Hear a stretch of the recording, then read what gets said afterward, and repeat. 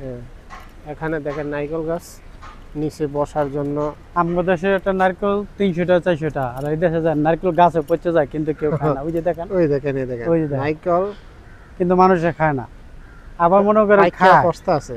কিন্তু খাওয়ার মতো মানুষ নাই।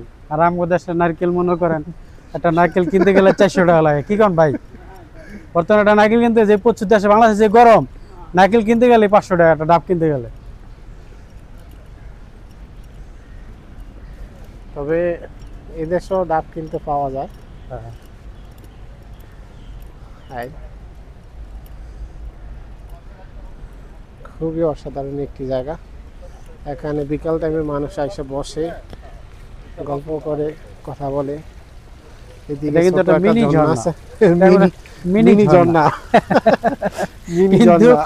দুঃখের বিষয় বলতে যে একটা সেম বাংলাদেশের মতো ময়লা আবর্জনা বোঝাই, কোনো তবে পরিষ্কার নাই। এটা বেশি একটা ব্যবহার করা হয় না। হ্যাঁ, ঠিক আছে। তারপর এটা কখনো আশা করি নাই যে এরকম একটা অপরিষ্কার থাকবে, ঠিক আছে। ওই এটি কি লজ্জাপতি গাছ নাকি? না, শুয়ে দেখেন না। না, এদিকে যাওয়ার মতো কিচ্ছু নাই। এদিকে তো কাঁটাতারের বেড়া, ওই দেখো। আলাই মেশিন সাইডে দিচ্ছে। খুবই সুন্দর একটি জায়গা। আচ্ছা,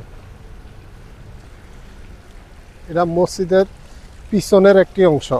হ্যাঁ, পিছনে না, সামনের অংশ। এটা পিছনে, এটা পিছনে, ওইটা এদিকে সামনে।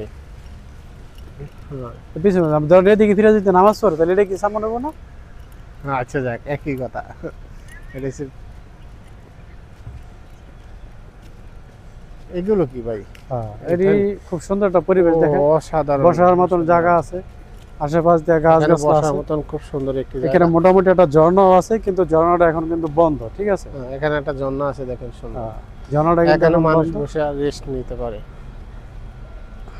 আপনি বসেন, আপনার একটু দেখাই।